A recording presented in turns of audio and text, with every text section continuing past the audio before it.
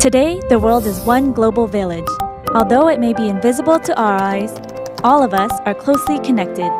The pain of someone on one side of the world causes suffering on the other side. The issue of peace and coexistence in the global community is no longer irrelevant. It is extremely relevant to us all. We need new and innovative laws that can help ensure international peace and security. Recognizing this need, HWPL, which is a global peace organization, and its International Law Peace Committee, drafted the Declaration of Peace and Cessation of War. The DPCW, while upholding the UN Charter and the Universal Declaration of Human Rights, pursues a more complete peace. How will this declaration change the world?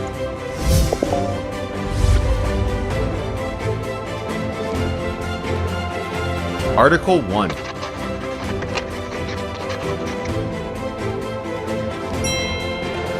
On Earth, there are so many conflicts, big and small, between and within nations for various reasons.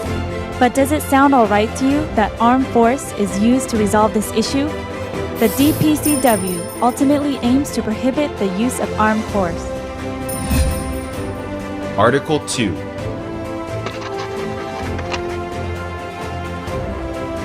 Also, the DPCW declares that states should not produce various types of weapons which cost astronomical sums of money to make and maintain.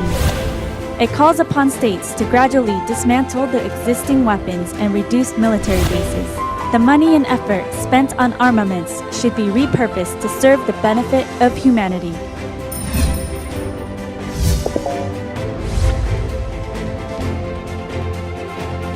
Article 3.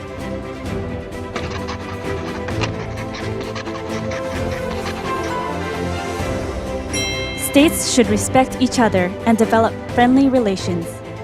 This not only refers to international relations, but also includes the people of each state. States should condemn and criminalize acts of aggression.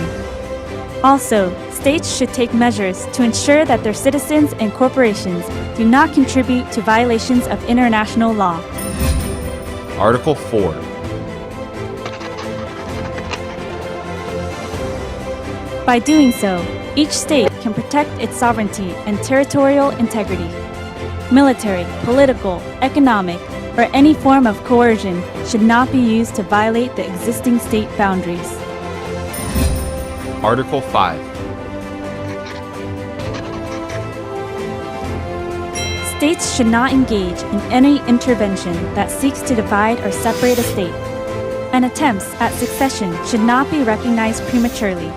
In case of nation-states that have been divided, they should be encouraged to engage in cooperation and dialogue which may provide the divided peoples with their right to self-determination and unified government. But what if disputes occur nonetheless? How does the DPCW propose to resolve this issue?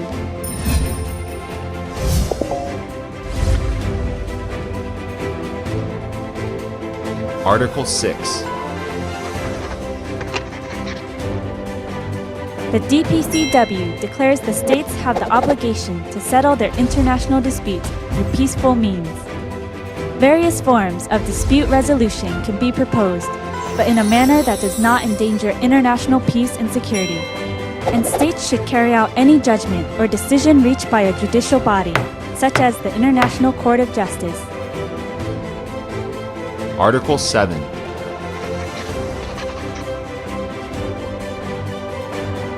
Also, even if exercised in self-defense, the use of force should be strictly limited.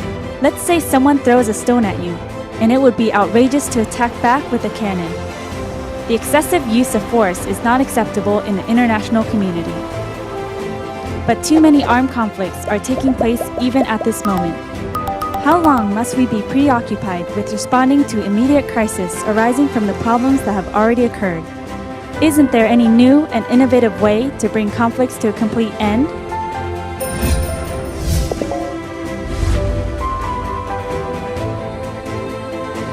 Article 8.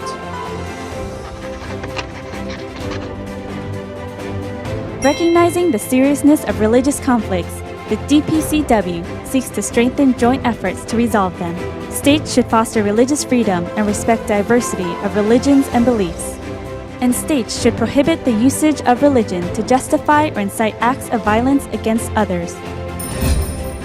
Article 9.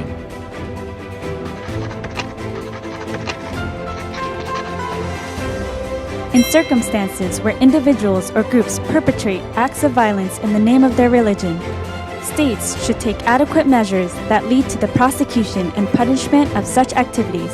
Such measures should, in extreme cases, include the proscription of faith groups. But is this all? We, HWPL, made efforts to present a better direction for the future of our world, which has long suffered from wars. Article 10.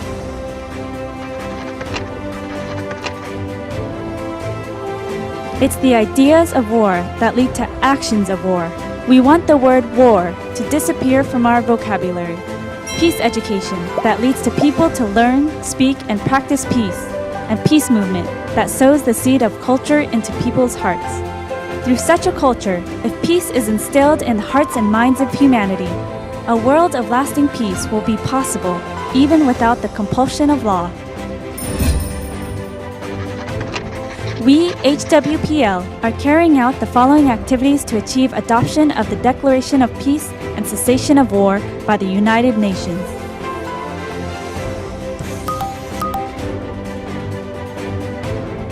The first is advocacy towards civil society worldwide. Through the Legislate Peace campaign, the DPCW is receiving wide support from around the world. All the signatures and letters of support from civil society testify to this, and they will be presented to the governments and the UN.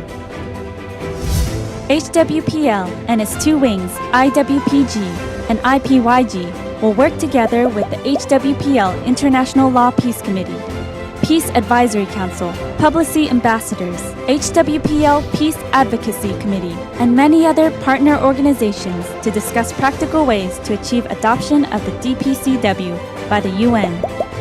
Also, we will raise our voices to call for the implementation of the DPCW.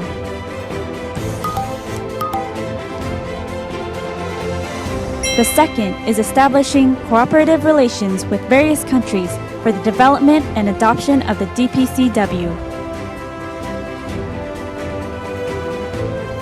We will discuss and share opinions on the possibility of national level support for the DPCW, and the supporting countries should spread a culture of peace by developing and implementing peace policies based on the DPCW.